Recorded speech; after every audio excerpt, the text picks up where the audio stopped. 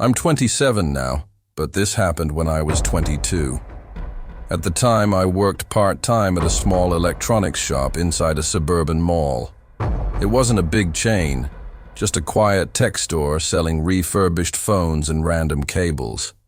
I was studying computer networking, trying to stay afloat. That particular Black Friday, I volunteered for the early shift. My boss offered time and a half, and I needed every bit of it. I left my apartment at 3:30 a.m., the coffee in hand, fog blurring the streetlights. When I arrived, the parking lot was already alive with people, laughing, shivering, pacing.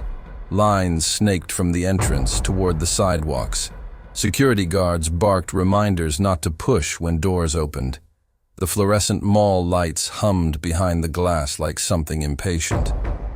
I could smell coffee, wet pavement, and a kind of nervous excitement.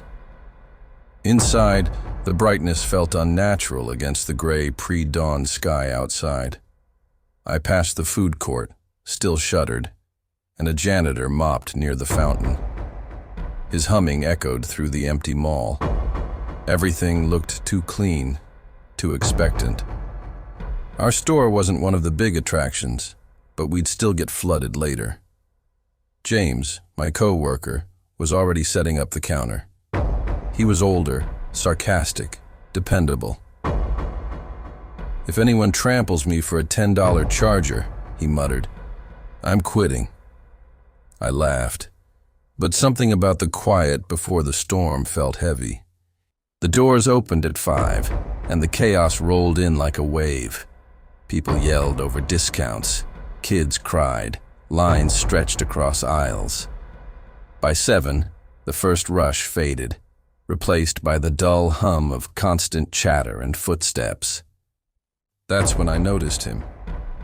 A man in a red hoodie standing near the entrance. He didn't move, didn't browse, didn't even pretend to look around.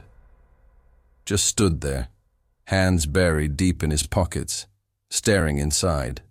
At first, I thought he was waiting for someone, but as the minutes dragged on, it became harder to ignore him. I tried to brush it off. Maybe he was resting. But when I went to restock near the entrance, I noticed he wasn't wearing the neon wristband every customer got at the main doors. That meant he hadn't entered properly. When I looked at him again, he turned slowly, meeting my eyes, and smiled. It wasn't a friendly smile, more like a test. I froze for a moment and asked if he needed help. He didn't answer, just turned and melted back into the crowd. Hours passed. The morning buzz returned. Eventually, I forgot about him. James left for his break, and I was alone behind the counter, sorting receipts, when a faint reflection flickered in the display case. Red fabric, moving. I looked up. He was back, this time pretending to browse near the power banks, his hood still up, his face hidden. I watched him discreetly while helping another customer.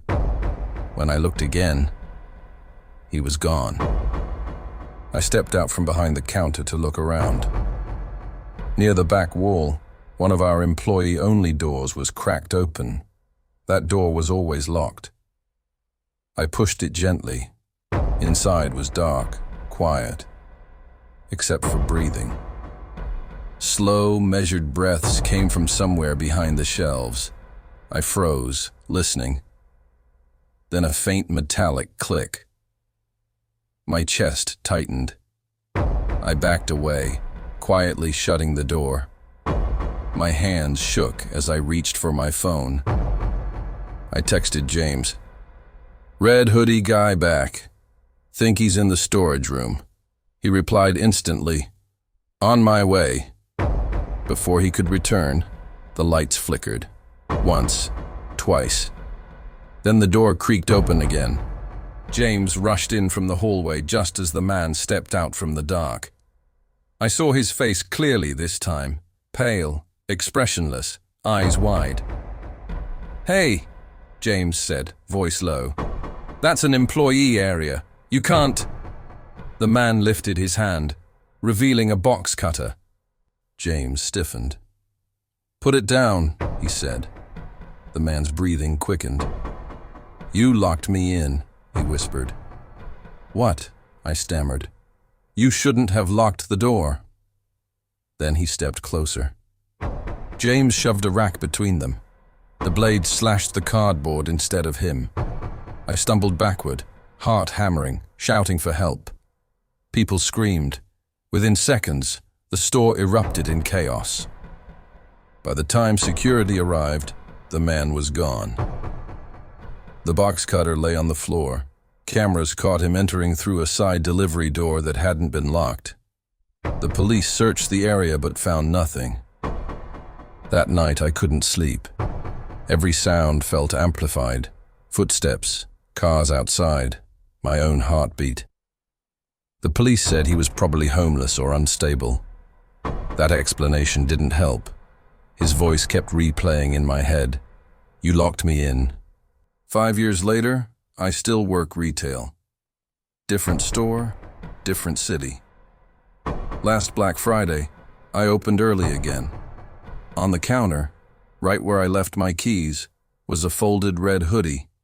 No tag, no note. Just there.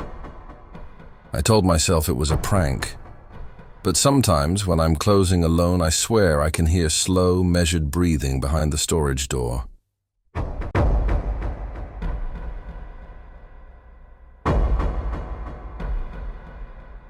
I was 26 when it happened. I worked part-time at an electronics store in a small Illinois town. Every year, our manager made a big deal about Black Friday, speeches, banners, and promises of record sales. That year, I volunteered for the overnight shift. My girlfriend was out of town and I needed the overtime. We arrived around 11 p.m. The parking lot glowed with car headlights, steam rising from wet asphalt. Shoppers were already lining up, bundled in coats, eyes fixed on the glass doors like something sacred waited inside. It had rained earlier, leaving that slick shimmer under the streetlights. I remember standing by the entrance holding a walkie-talkie, watching people press closer to the doors. The cold made everyone impatient, jittery. Some joked, some argued. I didn't know it yet, but one of those faces in the crowd would stick with me for years. The one I'd keep seeing even when no one was there. When the doors opened, chaos hit like a wave. Carts screeched, people shouted over one another, and the store instantly turned into a maze of bodies and cardboard. I was stationed near the TV section, the most dangerous battlefield of them all. Everyone wanted the same thing, same model, same sale, same desperation. It felt less like shopping and more like survival. By 1:30 a.m., the storm had passed. The aisles were wrecked, torn packaging, empty pallets, stray flyers. I was half awake, nursing a warm Red Bull while Sam, my coworker, joked about the chaos. "Think we'll make it to morning without a fight?" he said. I laughed, but the store felt eerily hollow now, like the echo after a scream. That's when I first saw him. A tall man, standing perfectly still near the cart return. He wasn't shopping, not talking, just watching. I figured he was waiting on someone, but something about him felt wrong. He didn't move for 15 minutes, didn't pull out a phone, just scanned the aisles slowly, head tilting once in a while. When our eyes met, I felt a chill that didn't belong in the warm store air. No expression, no sign of emotion, just emptiness. When I looked again later, he was gone. I told myself I was imagining things. Exhaustion, maybe.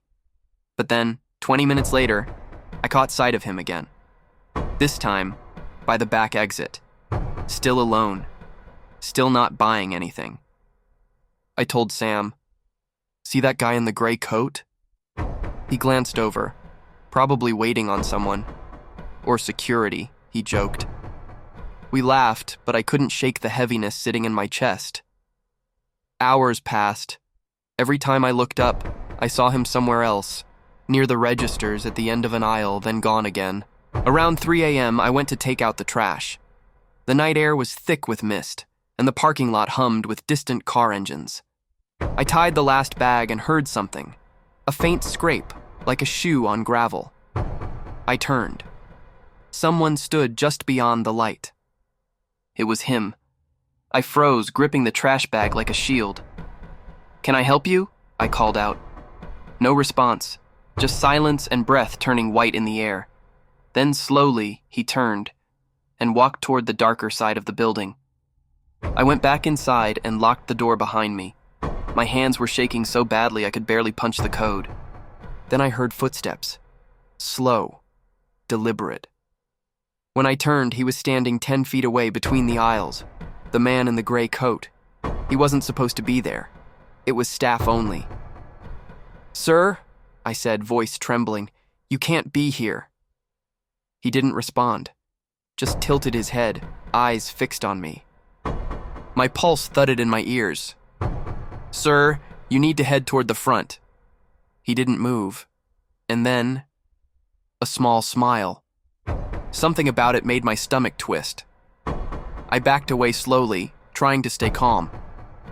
When I turned to call for Sam, I heard movement. Quick, sharp, then gone. By the time Sam arrived, he had vanished again. Security checked the cameras. He'd been inside since midnight, moving from aisle to aisle, watching. But there was no footage of him leaving. None. Later, police came. They checked everything. The strangest part? The outdoor camera showed him standing behind the store, watching the dumpsters, hours before we even opened. They said he probably slipped out during the rush, but I didn't believe it. I didn't finish my shift. I couldn't stop shaking. For weeks, I caught myself checking the locks twice, staring out windows before bed, half expecting to see a tall shadow under the street lamp. A month later, a coworker told me another store caught someone trespassing behind their building on Christmas Eve. Same description. Tall, thin, gray coat. I never worked another overnight shift again. It's been 3 years. Sometimes when I'm closing up and the fog rolls in, I swear I see someone standing by the carts. Still, patient, like before. I tell myself it's nothing, just exhaustion. But deep down, I know what I saw that night. And I know he never left.